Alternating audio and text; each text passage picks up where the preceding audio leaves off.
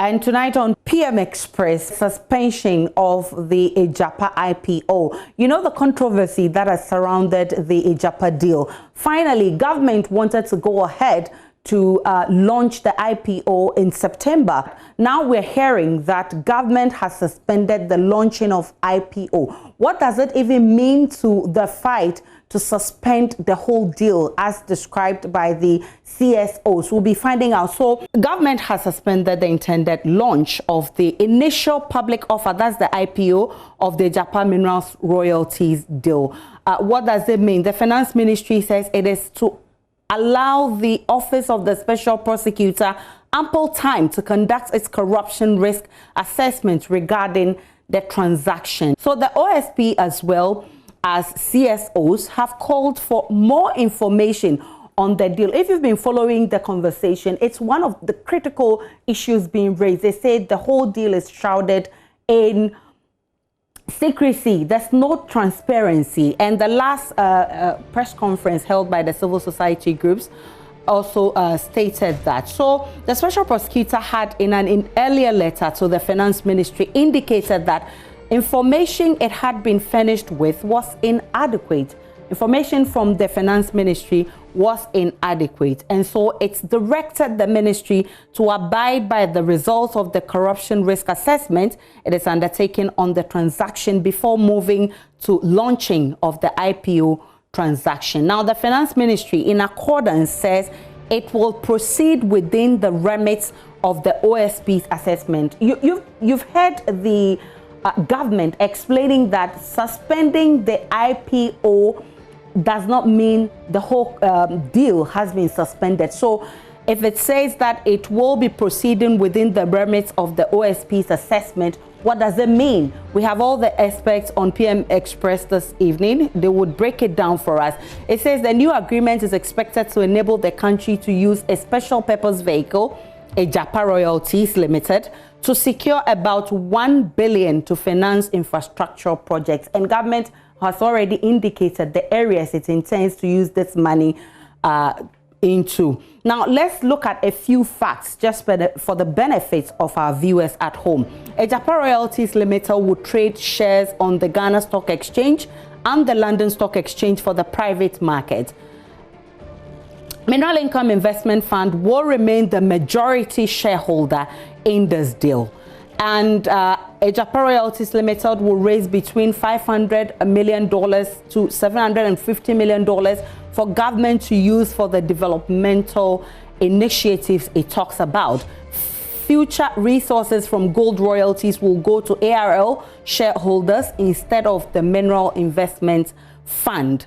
Now, there's been a number of concerns raised about this deal. First, minority MPs have led the opposition to the deal, and recently, at least 15 CSOs in the extractive sector have also joined the call for it to be suspended. They say creating the special purpose vehicle as an offshore company in a tax haven will make it difficult to oversight the firm. Those are some concerns being raised, and that the agreement makes it impossible for a future government to replace managers of Agyapa Royalties, although the Minerals Income Investment Fund will remain the majority shareholder. That the whole deal fails the test of transparency because it is based on the hasty amendment to the Minerals Income Investment Fund Act. They say the deal is bad because it seeks to mortgage future revenues from gold royalties for a lump sum money now. This is one of the areas we'll be interrogating. What does this IPO, suspension of launching of IPO, mean to this particular issue of mortgaging our royalties for money now? Now, there's been a few controversies as well that some powerful people in current government own Asasi royalties, and the name was changed quickly when the cover was blown.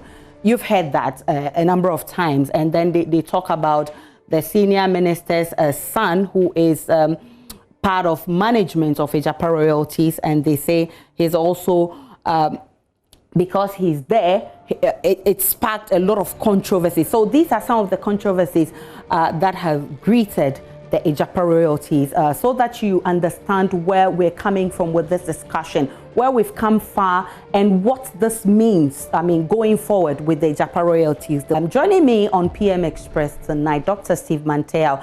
He's chairman of the Civil Society Platform on Oil and Gas. John Jinapo would also be joining us. He's a member of Mines and Energy Committee in Parliament and MP for Yape Kosogu. Will also be joined by Kwame Jantua. He's a lawyer and energy expert, and will also hopefully be joined by an expert, energy expert from the UK, Theophilus Echampo. Let me start with you quickly, Kwame Jantua.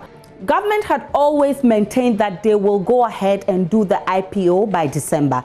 In fact, when the CSOs met the finance ministry, the finance minister was categorical, and he says nothing will stop him from suspending the deal. So were you surprised to hear yesterday that they have suspended the launching of the IPO?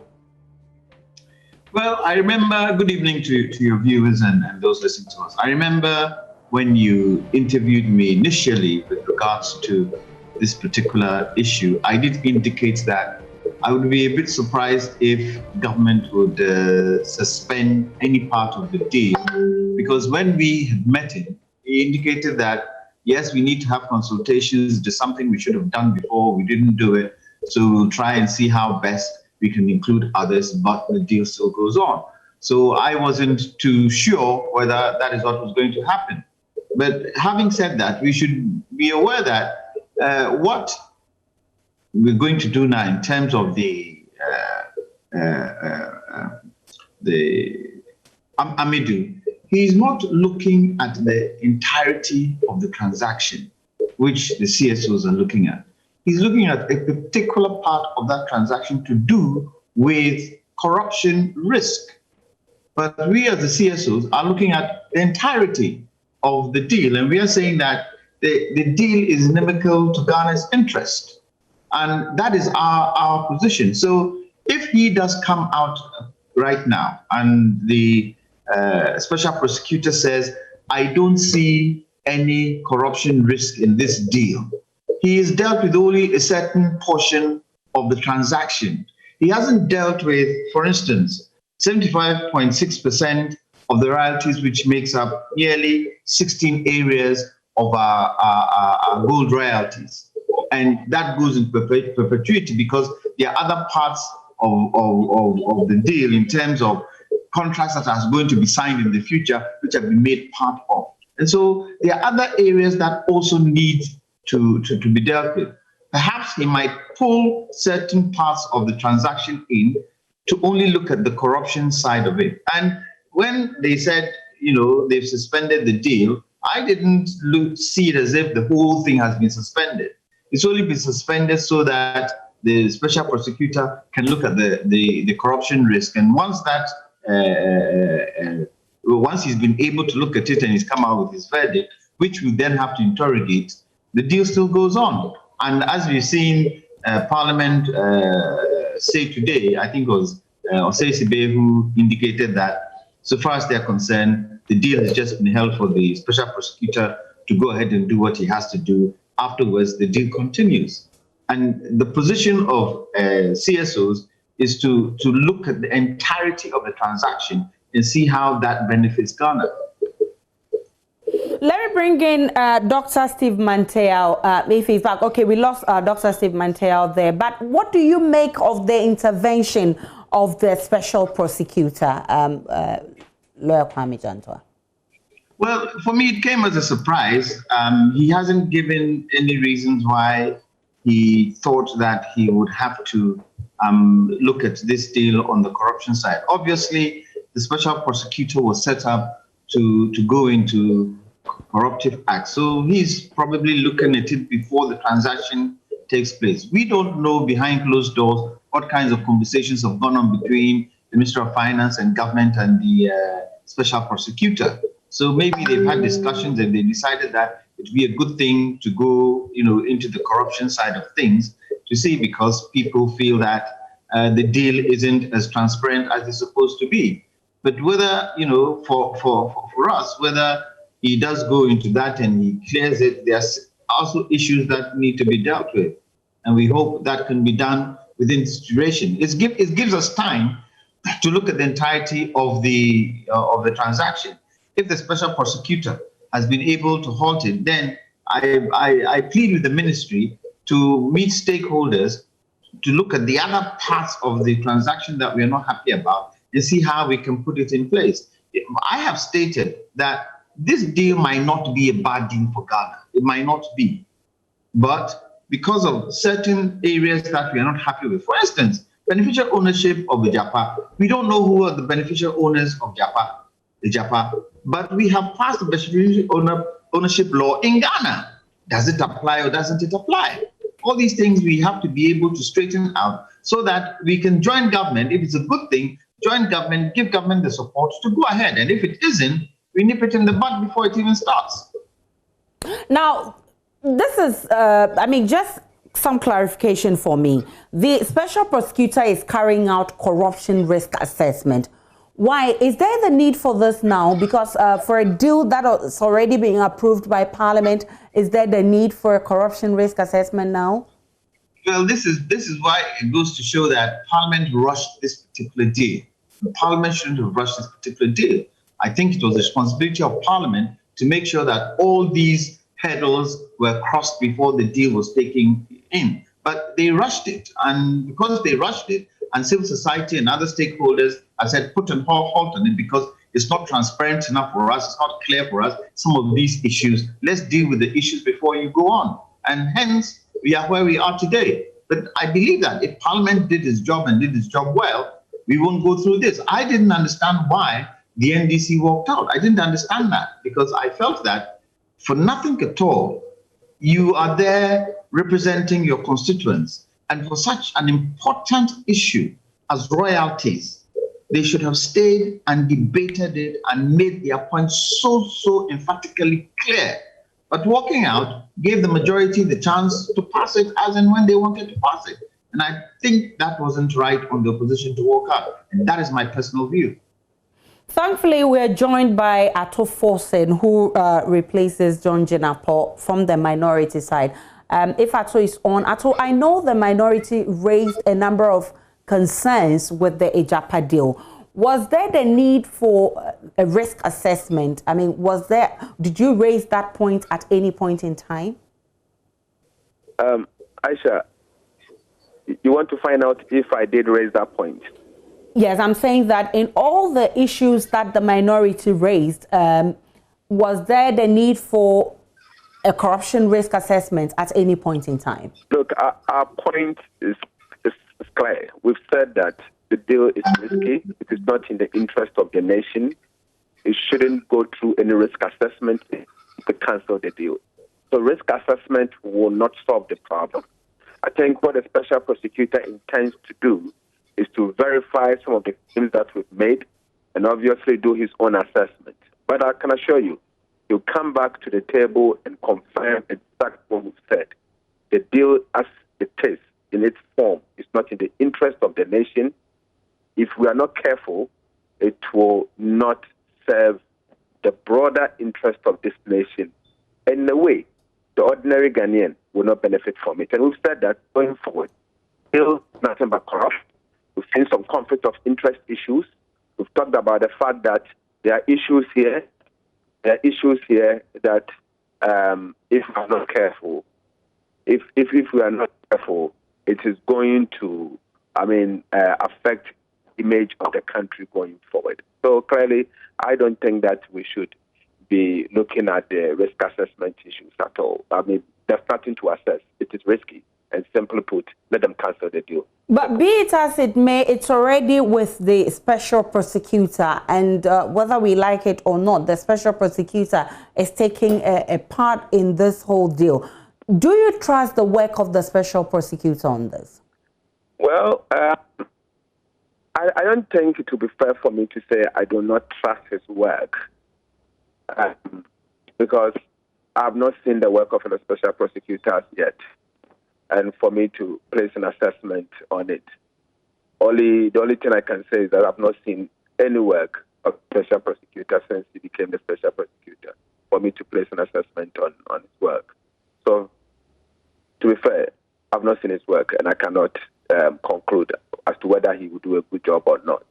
But granted, he has written to the Ministry of Finance, he's written to the Parliament of Ghana, and he's the one who has said that this deal must be put on hold for a reason that he wants to do some risk assessment. Fairly, that is something that we have to give him the credit, that I believe that he put his foot forward and he's done what he's supposed to. But clearly, risk assessment, I mean, the right things that everyone to see. But this thing must just be cancelled. They have to go back to the drawing board and design whatever they want to do. The Agyapa deal in itself, its current state, is not in the best interest of the country, and it must be cancelled. Simple. Let me bring in Mark Asibe-Yeboah. He's been speaking in Parliament today. In fact, I must indicate that we tried to get a representative from the majority side, from government. I spoke with the Deputy Finance Minister, the Chairman of the Investment Fund Board, George Duka. I spoke with Kojo Oponkroma, who is Information Minister, Agyapa Mesa. All of them say they were unable to comment on it. But let's listen to the Chairman of the Finance Committee in Parliament, Asibe-Yeboah. Government has pulled the brakes, but the deal is not off. The deal has not been suspended per se.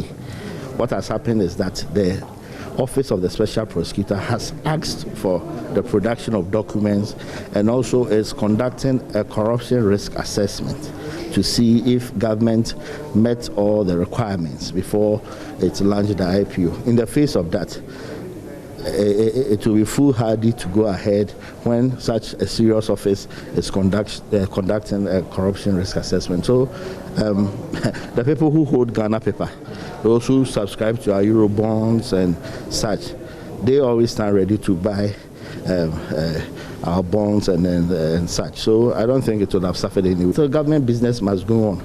Otherwise, when elections are held on the 7th of December, by the 10th, we should be handing over to the... So this argument that, after 7th of December, you shouldn't do anything and wait for the new government to take over, it's absurd.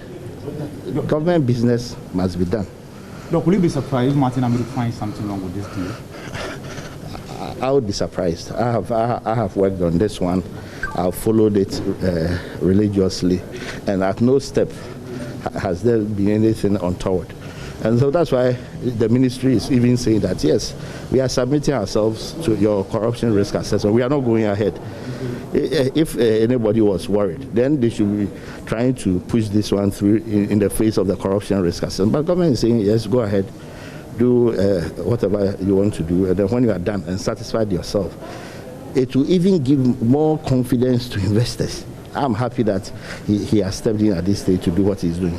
Do you have any business getting involved in this, writing to Parliament, asking for information? Yes, the law permits him to do what he's doing. The Office of Special Prosecutors Act that was passed by Parliament gives him the mandate to go into matters like this.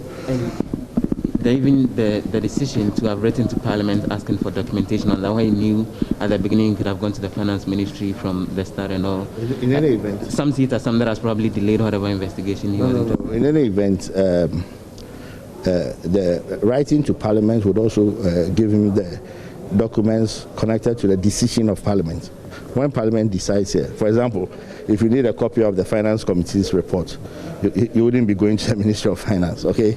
If you need, for example, a list of those who attended the meeting of the Finance Committee, whether there was quorum, okay, the resolution that was passed, the agreements that were, there are a lot of things. So I think he needed to write to both the ministry and Parliament. And I'm sure he would also write to other agencies like the Bank of Ghana, the Public Procurement Authority, the Ghana Revenue Authority, the Attorney General's Office. There are a number of institutions that have come together to see this one through. This is not the first time he's investigating any issue. And usually it begins and it drags on for a while. Beyond what timeline do you think his investigation may look fatal for the deal in terms of I can talk about Agyapa. My law is weak as to the things the special prosecutor does, the manner in which they drag and all that. I'm not able. For you, that may not even be fatal to the entire deal. It could be fatal no to the extent that government has to run. And then government had programmed that if the inflows from the transaction would have come to hit its balance sheet. Okay, so to the extent that it delays, it drags forever, then it will be hurting government business. So you have the chairman of the finance committee, who is Dr. Asibe Yeboah, and he's been explaining why this has happened. Thankfully, Dr. Steve Mantea, who is the chairman of the civil society platform on oil and gas, has joined us. Doc, thanks for your time. Was the Agyapa IPO still viable, even if the special prosecutor had not stepped in, especially considering all the red flags that were, raised both locally and internationally? Yeah, thank you very much. I had earlier on hinted that the furore around the transaction in country was not good for the transaction that government was attempting to initiate on the London Stock Exchange. This was precisely because when you have so much noise around a listing of this nature, investors are likely to see that as a potential risk, especially also when the leader of the largest opposition party has indicated that it will not respect the deal and that it is likely to cancel it. Of course, then investors become to worry. And if they are going to even buy the stocks, then of course, they're going to buy it very cheaply. That is the only reason. I mean, the attractiveness of the stock will be in the very low value that it will attract on the stock exchange. So we thought that in itself would be something that would eventually, I was very sure about that, dissuade and the Ministry of Finance in going ahead with the listing. It wasn't going to give any good yield. But be that as it may, the special prosecutor found it necessary to intervene, and we commend him for that. He's been very proactive. Of course, we also commend the Minister for Finance for obliging the request of the special prosecutor to halt the process pending the outcome of his investigation into the possible corruption risk that may be associated with the deal. For me, this affords us the opportunity. Government, of course, the Ministry of Finance agreed that there was a need for further consultations, and they started it. So we want them to take the opportunity to continue with the consultations, not the type of consultations they've done already, which was mainly a briefing session. We want proper consultations where you solicit ideas in terms of how what is on the table can be improved, in terms of how the concerns being raised by citizens can be addressed. So at least at the end of the day, we can end up with something that we can severally own as a country, and which will not actually run the risk of reversal should there be a change in government. So, Doc, the IPO has been suspended. Do you expect it to be reinstated after the special prosecutor is done with his work, or completely abandoned? I think there's a certain misunderstanding of what is meant by suspension. Mm-hmm. It is the process leading to the listing that has been halted. So once they get the clearance, I think they will be good to go. So the whole transaction itself has not been cancelled or done with. And that is why we as CSOs have also not kind of intending to kind of stall or abandon our campaign. I think the engagement has to go on. The concerns we have to be raised and have to be shared with Ghanaians. And we need to mobilize support for our position. All we are seeking is an improvement of what is on the table so that Ghana becomes the ultimate beneficiary of this initiative. Now, let me ask you this, Kwame Jantua, let me bring you in on this one. This is just a corruption risk assessment. I wonder if whether the special prosecutor should be doing more in probing the entire deal till date. with all the monies we have already spent on it for possible prosecutions, especially with the many allegations of corruption raised by both the CSOs and the minority? It depends on what he finds in his investigation of, the corruption risk. If the investigation throws up other things where the transaction is concerned, then yes, he is at liberty to bring it up. But he has a specific job to do in terms of looking at the corruption risk. And I hope and expect that even if he doesn't take it on, in his analysis and his verdict, when he's giving us, what he found out, he should mention it in there that I also came across A, B, C, D, E that can be inimical to this particular transaction. And if that is the case, government then needs to take it up and see how best they can clean it up. As we've said, CSOs, we would want a situation where we cancel this particular transaction. If government is not ready to cancel the transaction, then it has to be transparent and accountable as best as possible. Because you see, in the next 30 years, in the next 15 years, in the next 20 years, those who are handling it now will not be in power. The future governments that are going to come on board, and even when some of us are no more, who will take it up? So there has to be a process where, there's understanding all along the way to the end.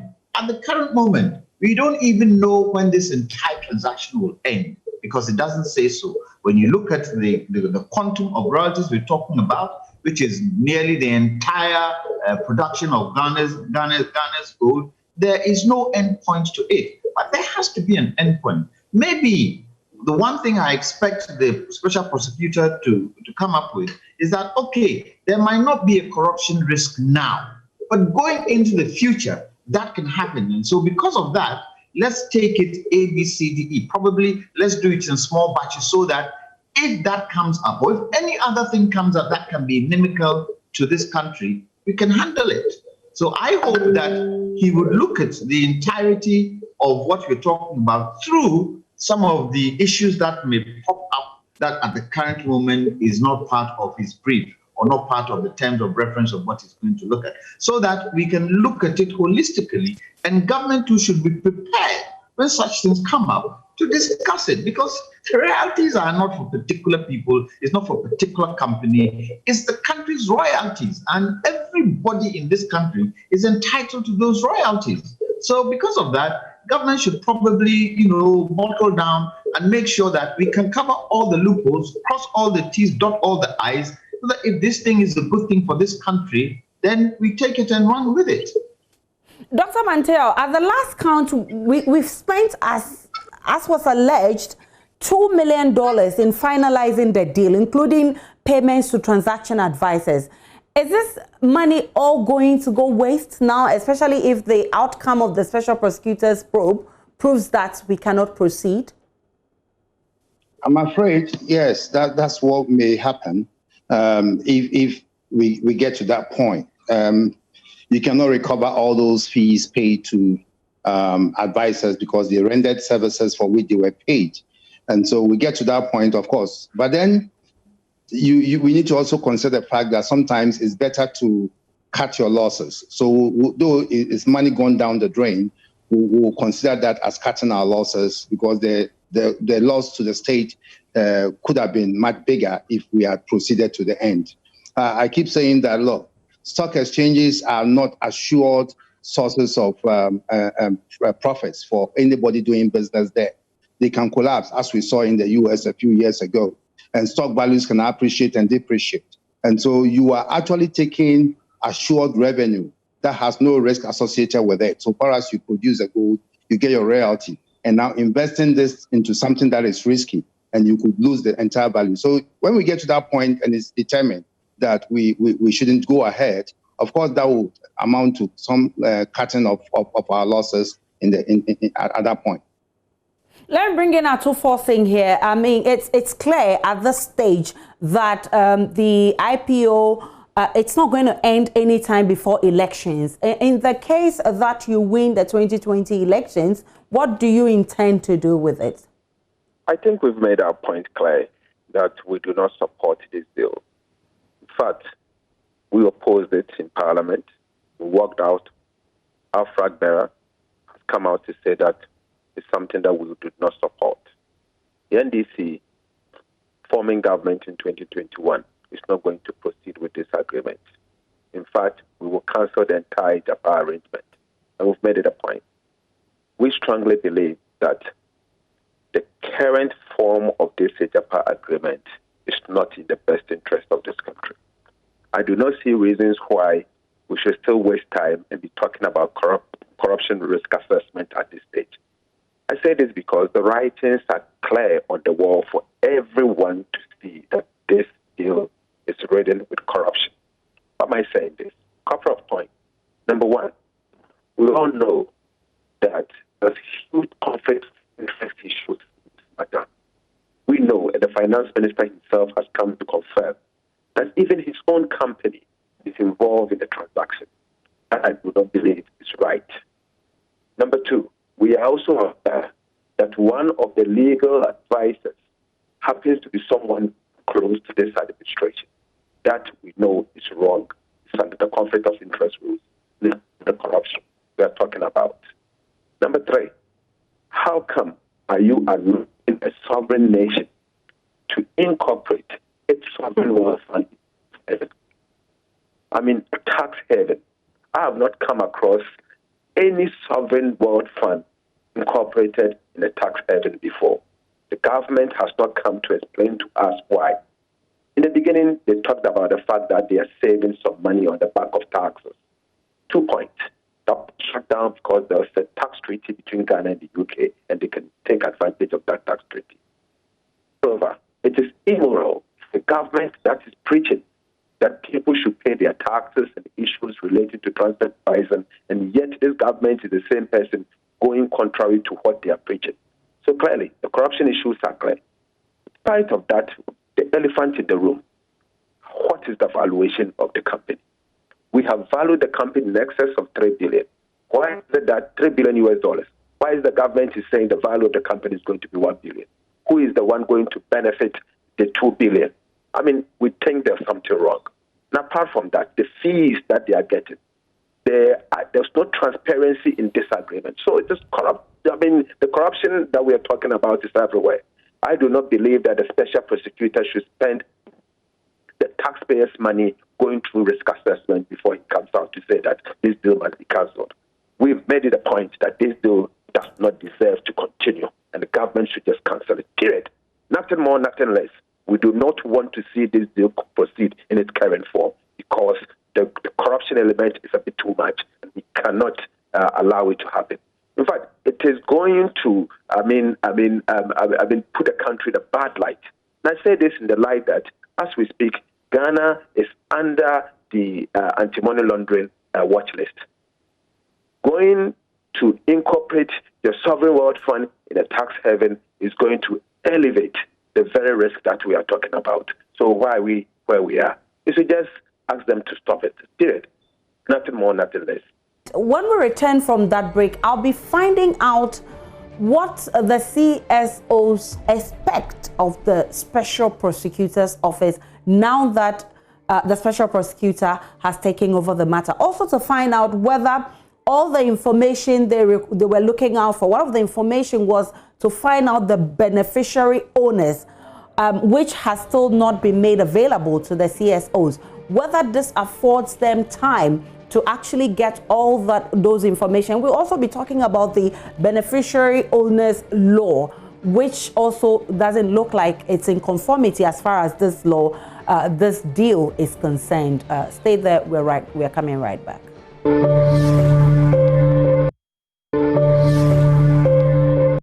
Welcome back to PM Express. Before I went on that break, I was talking about the expectations of the special prosecutor. Let me find out from you, Dr. Steve Manteo, now that the special prosecutor has taken over, what will be your expectation of the special prosecutor?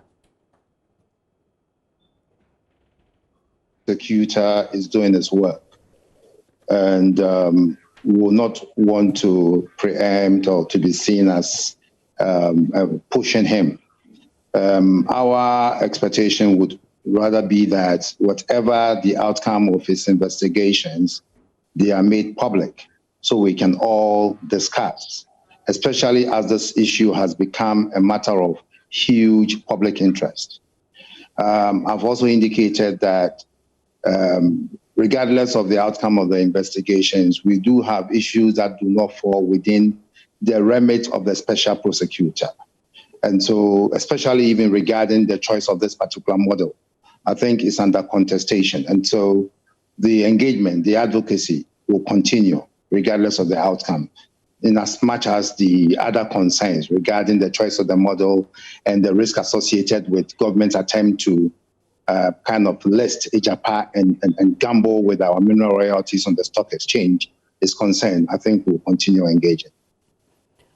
Kwame Jantua, please let me in on this one. Does this afford you more time to actually get the information you're looking for, like the beneficiary owners of this deal? Has there been any engagement so far with government yet? Unfortunately, from the first time we met government, we haven't had the chance to meet government again. And I would have hoped that, it affords us the time to sit with government and give us the information and see how the beneficiary ownership law that we have passed here synchronizes with what is happening with Agyapa. When you look at some of the areas that some of us are probably expecting the special prosecutor to look at, we're looking at the 1 billion valuation that the government has put on this deal, because we feel that at the current gold prices, we're talking something in the region of 150 to 200 million estimate, minus all administrative charges, going on through the years. And please remember that this IPO offer is the offering price is set by the banks who are the underwriters. So if the price of 1 billion, it goes up then the more than 1 billion, whatever happens in terms of the falls that come out of it or the profits that come out of it goes to the investors. And it could happen that Ghana can lose out on that, because Ghana would have to sell more shares to be able to make sure that, they also get, their lion's share of the deal. So we hope that, in as much as the special prosecutor has a set term to do what he has to do, he looks at the figure work that government has put in place. And the corruption, I believe, is not only corruption from one side, i.e. corruption from this end.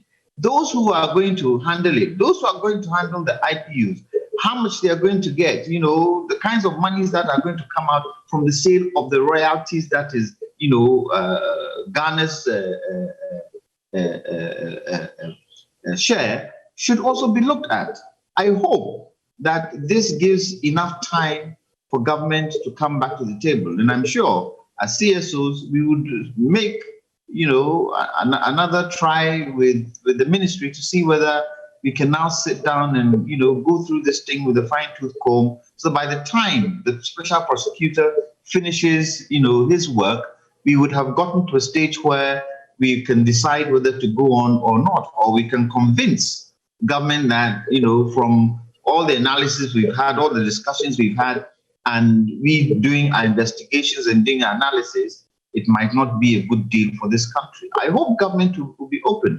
I don't understand why government is gung-ho on going on with it. That is what creates the suspicion why, whatever the case, they still want to go on with it, irrespective of there being so much hoo-ha in the country with regards to it. I would have thought they would hold back and say, okay, let's see how best we can, get this and get everybody on board, because we feel it's a good thing for Ghana. The chairman of the finance committee says that the special prosecutor's intervention actually would increase confidence for investors who want to invest in the Agyapa Royalties deal, because he says that he's actually saying that the special prosecutor will not find anything untoward, and that would actually increase the confidence that the investors would have in the deal. What do you make of that? I believe for us in CSOs, it is not only the investors that we're looking at. We're looking at how this deal will benefit Ghanaians. And remember, I have indicated that the special prosecutor has a special term in terms of looking at corruption.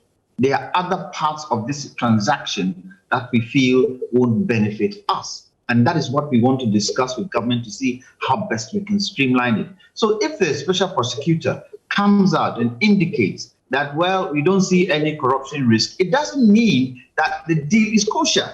It doesn't mean so, because we still have challenges with some of the areas of the deal, as I've just read about this 1 billion thing they have put out there. And so I hope government would probably, and this is where probably Parliament has to play a role, because definitely Parliament didn't handle this thing the way it was supposed to be handled. They can draw it back and say, okay, let's have a debate on this thing again, so that Ghanaians would see where we are coming from, and we can get Ghanaians on board because we think it's a good thing for this country.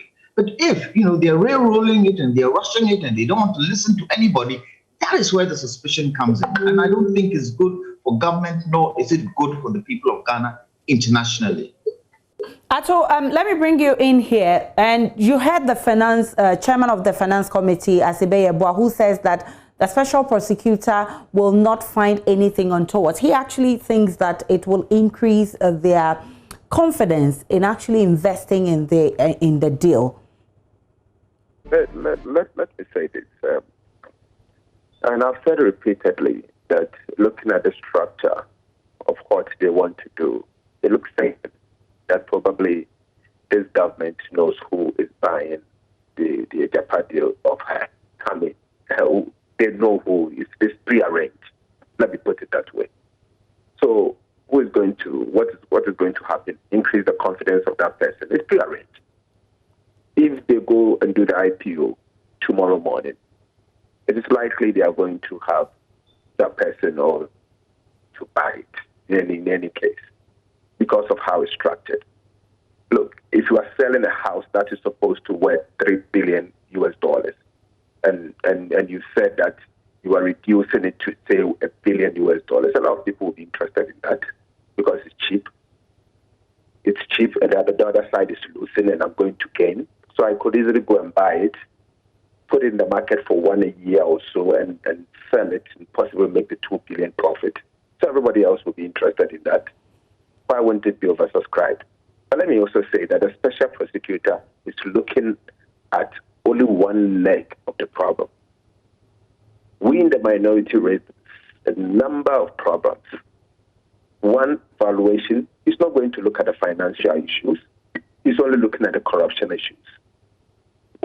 Even if they go ahead, the special prosecutor goes ahead and says that I'm satisfied with the corruption issue, it doesn't solve the problem. The problem is bigger than just corruption. Want to find out, is it in the best interest of this country? Obviously, corruption is not just, but we should not narrow the problem of this Agyapa deal to only corruption. There's huge issues with this. Ghana government's asset that belongs to the state for the future generation, that worth in excess of today's present value, $3 billion US, is being exchanged for $1 billion US. And you think we should keep quiet as a minority? No. The issues of corruption, yes, is pervasive, and we should be interested in it. There are certainly issues that we should be interested in it. And that's why I said that the writings are clearly on the wall. We don't need to do assessment to come to that conclusion. The conclusions are there already. Yes, I commend the special prosecutor. It's a giant step forward. Giant step forward. But please, you should have taken the bold decision to tell them that, look, the corruption issues are there already. We all know what conflict of interest breeds. We all know that if you list your sovereign wealth fund in the tax haven, it raises certain questions. And if you are not careful, international organizations like OECD, the EU, and the UN will raise issues with you. Here in the case, Ghana has already been blacklisted. Today, we have seen our embassies somewhere, Belgium, their bank account even closed down. Businesses are going to suffer on the back of this blacklist. In fact, Ghanaian businesses, and I repeat, Ghanaian businesses plus government, we are going to suffer. Individual Ghanaians doing transactions, financial transactions, going to suffer as a result of this. Yet, government is going to go ahead and list a major national asset on the stock exchange in a company that has been incorporated in a tax haven. This is a major issue. So we should all be concerned about it. So I have heard my colleague, the chairman of the finance committee. Now I also heard him say that this is government business, so it should go ahead.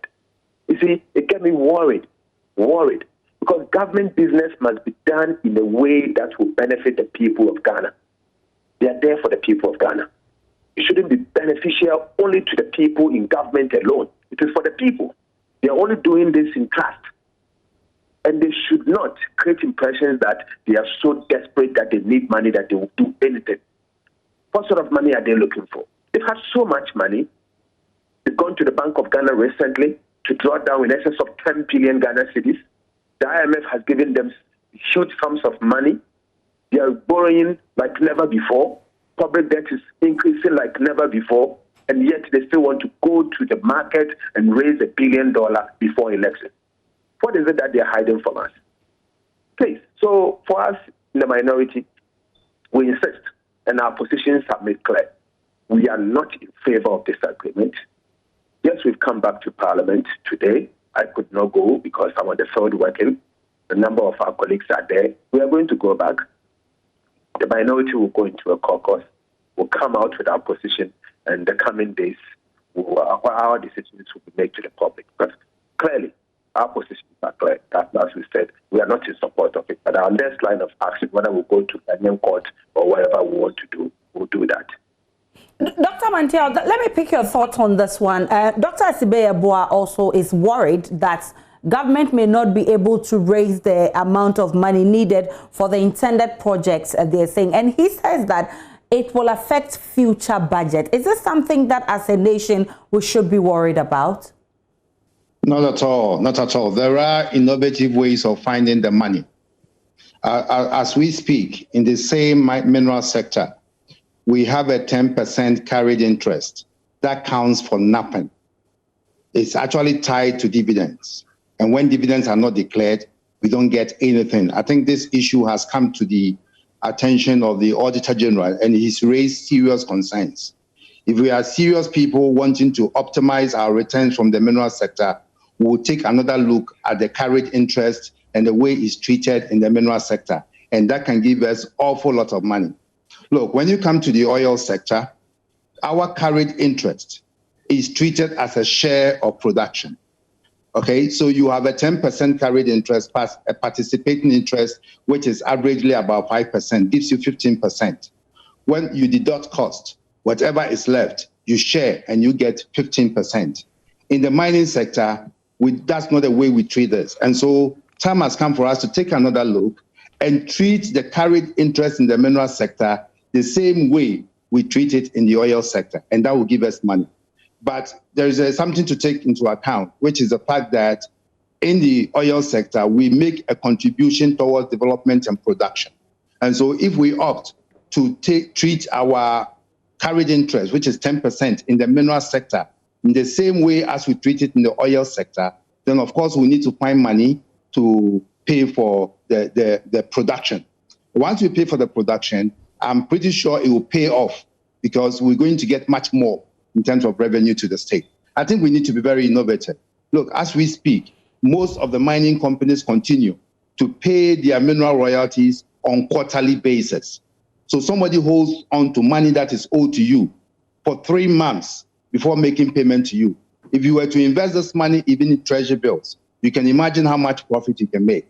And yet, all we need to do to give effect to an earlier policy decision by the previous government for companies to pay their mineral royalty on monthly basis is to just amend the regulations. And we haven't actually been mindful to do that. So there are many more things we can do to actually get the money. But I think that some people stand to gain in this particular arrangement, and that is why they are not listening to words of wisdom. Theophilus Agyapa has just joined us. We have just about 2 minutes to wrap up. I'll give him the opportunity to make some remarks. Theophilus is an energy expert based in the UK. Theophilus, what difference does this make, the suspension of the launching of the IPO, to all the issues that have been raised? I mean, from where you sit, the UK, Jersey, where we describe as a tax haven, where the Agyapa Royalties deal will be sending our monies to. Yeah, so good evening, and my apologies for joining late. But quickly, I think the suspension is good, and it allows time for further consultations. But I don't honestly think that that is really going to prevent the government from proceeding with the path that they have chosen. And actually, I side with Dr. Mantiao's point that he raised earlier, that if it's a question of raising money, there are other creative ways and means of getting more money from the mining sector. And we have to think more structurally about actually reforming the whole fiscal regime in the sector and the governance structures that fall out of it. But that's a conversation that can be had. But as far as Agyapa is concerned and the suspension, yes, it is good, but I don't think it would actually stop the government from proceeding with the intended part of the listing. I'm grateful for your time. Theophilus Agyapa is an energy expert based in the UK. Dr. Steve Mantiao is the chairman for the Civil Society Platform on Oil and Gas. Kwame Jantwa is an energy lawyer, and Dr. Atofo Singh is a spokesperson, minority spokesperson on finance in Parliament. I'm grateful that all of you joined us. My name is Aisha Ibrahim. Many thanks for watching. Enjoy the rest of our programs.